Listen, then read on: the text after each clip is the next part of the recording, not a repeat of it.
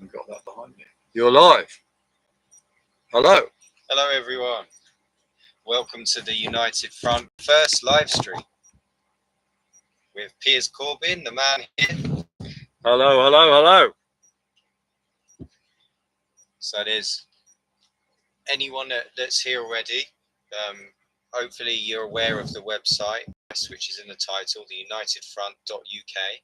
And tonight you can ask Piers Corbyn anything you like. And Okay, there's somebody there. we'll read the questions and answer them. Yes. But in the meantime, for those who may be curious, the United Front has launched. What's the plan, Piers? What is the plan? Well, the United Front was started about 6 months or almost a year ago at a meeting in Huddersfield. The idea of the United Front is straightforward principles which anybody serious about defending us against the attacks from World Economic Forum, the new normal and so forth, set of principles which anyone who's fighting back should support. So when it comes to campaigning or elections, people who are saying they're for freedom should really support all these principles. So in elections, for example, different parties, different groups, different individuals may stand, but at least support the basic United Front principles. So we put these all in, there's 12 of them, and also there's some actions which flow from these, and any actions could flow from them in your area, of course. So that is the principle of the United Front. And I myself will be standing in the mayor elections in London around these principles. And we're hoping other people will also be supporting these principles in elections and in campaigning. What are those principles? Well, I'll read through them quickly. You can get these, come to theunitedfront.uk website or the Telegram group, #TheUnitedFront. Number one, men are men and women are women. Pretty straightforward, but if you go to some Labour Party meetings, for example, you get called a Nazi for saying such things, which is insane. Secondly, roads are for travelling, which means break the ultra low emission zone in London and all the zoning tyranny around the country. They're nothing to do with congestion, they're just to rob you and control you. And they're not even about pollution, because they increase pollution, the zonings do, as is shown by measurements. Third one, man-made climate change does not exist, and we support campaigns for Zexit, zero carbon exit. The CarbonCon, or the ClimateCon, is used as the ideological tool to push through lots of things, loads of controls, loads of taxes, the destruction of farming, destruction of the food you eat, and so it goes on forever. So this is a really crucial ideological issue. Fourth one, stop all the COVID new virus injection programs now. And this, of course, means break the move towards the disease X jab injection, which will come, administered by the World Health Organization. So we have to destroy the World Health Organization, break the World Health Organization, leave the World Health Organization. Number 5, no more lockdowns or restrictive regulations. That speaks for itself. But of course, you know, the main political parties, Green parties as well, most of the people standing in elections went along with lockdowns, went along with them. Now, of course, they might not. But, you know, if anyone's standing for anything, ask them, where did you stand? What did you do to break the lockdown? What did you do to defend those businesses closed down? And a lot of them have got nothing to say, except they changed their minds.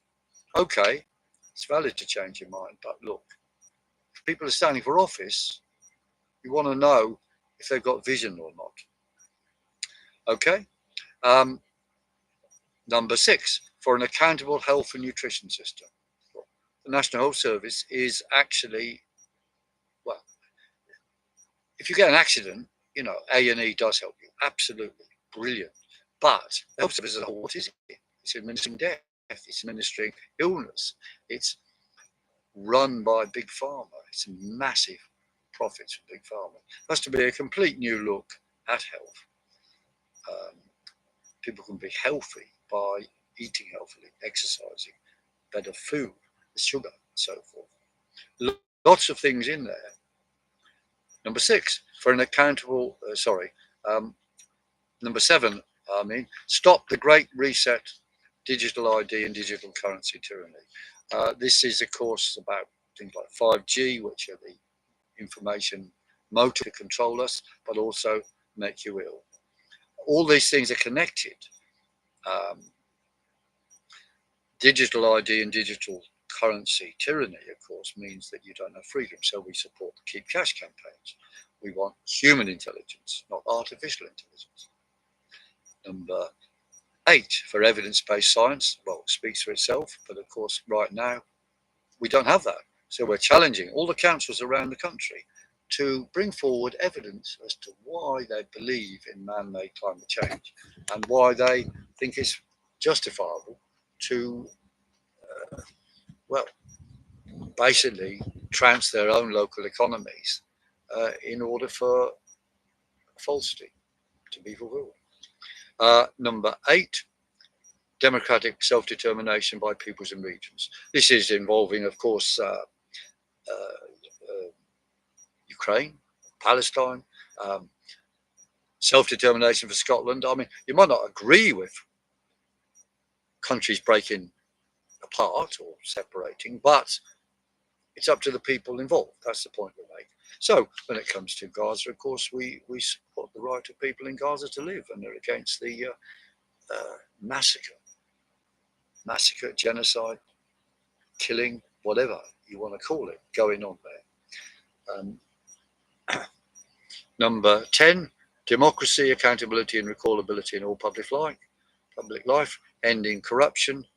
The World Economic Forum that's beholden a lot of this tyranny must be destroyed, and we should have elected representatives doing things instead of people appointed, like BBC director should be chosen by election, not by appointment of the government of the day. Number 11, no censorship, speaks for itself, and that applies in alternative media as well. And number 12, an accountable legal and police system, and end the corruption in the police force. Again, accountability, recallability of elected people applies there. On elections in general, we say that anyone elected should be subject to recall if more than a certain percentage, say 20% of the numbers who had originally voted, call for a re-election, and there should be one. And that would stop all these U-turns and trickery and corruption, which bedevils British public life. Okay. So, is it correct to say you're looking for people who agree with these principles to run for Parliament under the United Front umbrella? Yes, that's right. Different parties can do all this, but it gives a guide to people as to who's worth supporting. So it doesn't matter if they are already in a party or not. No. It doesn't matter if they're already running or if they want to run. That's right. Just get in touch with through the website. Send an email through the unitedfront.uk. Is that correct? Correct. That is absolutely correct. But the United Front is not just about elections, but since it's an election year, of course, this is going to be a big issue.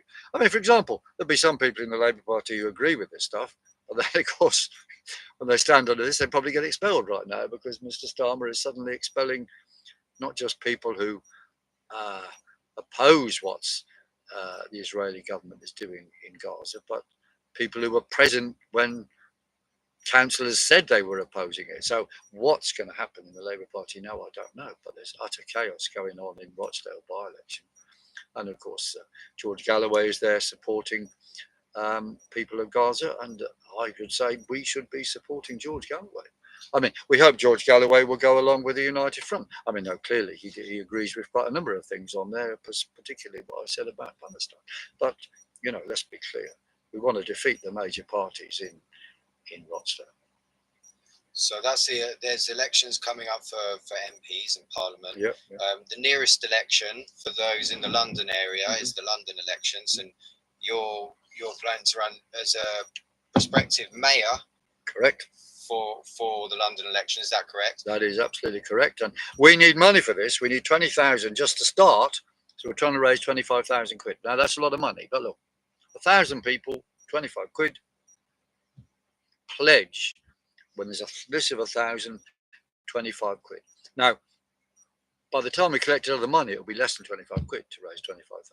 But look, do both these. Put some money on the button and send an email pledging. There's a connect to, it's connect. Contact, you mean? Contact. The email address, which is on the website. Yeah, correct. Is contact theunitedfront.uk. Yeah, at theunitedfront.uk. It's on the website. There's a contact us button, and it's all there, along with the donate button at the bottom of the homepage. How? That's right. Just put on there, I pledge 25 quid when you've got the numbers. So that way, if we don't get the numbers, we won't proceed. Now, I myself believe we can proceed. If we get stuck with half the money, then we'll spend it on leaflets and everything and let people know what we're doing. But of course, the point now is to raise 25 grand for this project. And the point about what we're doing is we're going to be different from all other candidates, you see. We are standing to break the circus, as I said at Speaker's Corner.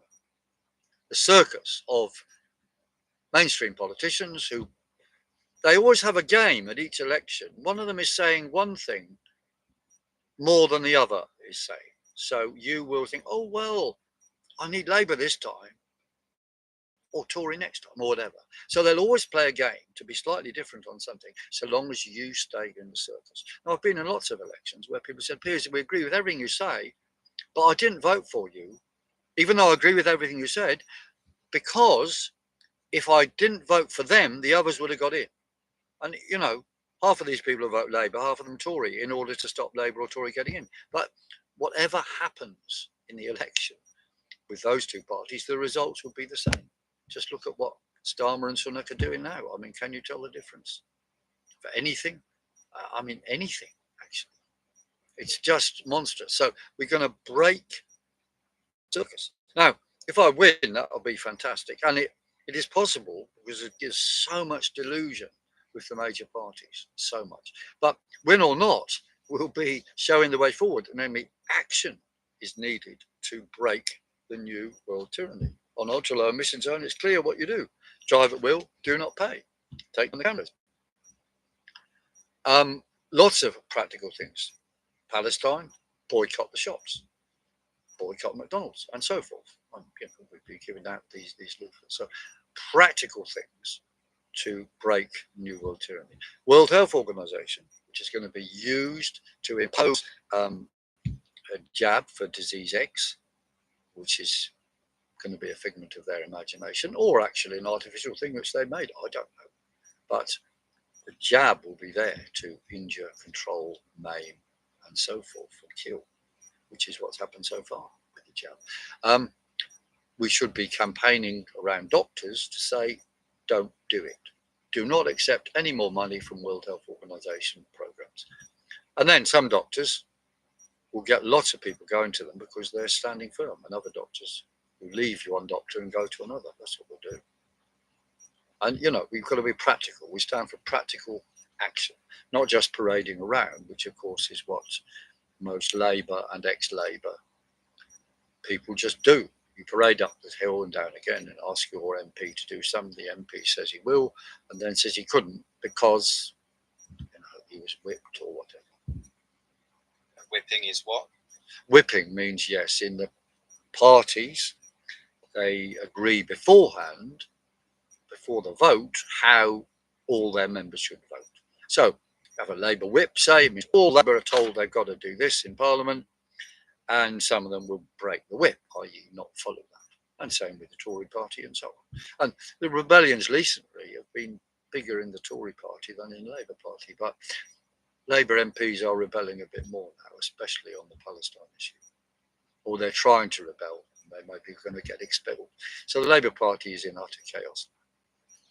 Are you looking for more in the London election? Let me rephrase. There's not only the mayor that's up for grabs in the London election, is there? There's also many London Assembly member seats that support. Which is 19, is it? Anyway, so are you looking? Yes. Yeah, continue. Yes.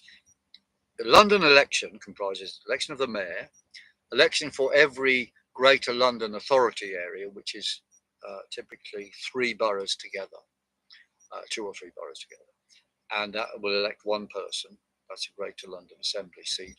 And then there's list seats, which are just party seats. So if United Front gets more than a certain number of votes, then we would get a party seat. For example, we'll have a list of party candidates. So as well as being a mayor candidate, I will be on this list. Other people who are not directly associated with us could go in on this list as well, and we would support them and so forth. So it's, you know, a united front of people standing. So anyone in London that wants to get on that list and run as a team alongside the United Front there, they would get in touch and let's make it happen, right? Go on that contact. They don't need to have been a politician, do they? No. In fact, better not, I would say, because, well, people who are politicians have a certain aspiration, namely to make money by being a politician. Now, my aspiration has never been to make a living out of being a politician. Absolutely not. It's to change things. You do need money to get going, of course, but that's not the reason why I do anything politically at all. To make money, I attempt to sell weather forecasts. Well, I do sell weather forecasts sometimes. How else can people get involved other than elections? Set up a united front locally, like we have the United Front Camden, the United Front _ Southwark, United Front _ Camden. We've got the United Front _ Palestine, which is to organise people together for direct action on Palestine and to advertise marches, demos, and so forth. Or go outside the Israeli embassy, where, you know, this Palestine Solidarity very rarely go for whatever reason. I mean, you know, let's be clear, there's a lot of different groups active around Palestine. It's not just Palestine Solidarity Campaign. You know, however good or however critical you might be of what they do, I mean, they are mobilising loads. And other people are doing it too. So, you know, any one of these groups get involved. But in your area, you could set up a united front, Camden say, and then you'd be organising things about World Health Organization, maybe, and their elections, and so on. It's not like a political party locally. It's a sort of united front of people coming together, because the idea of imposing a party on everybody to do lots of a variety of things where they have agreement is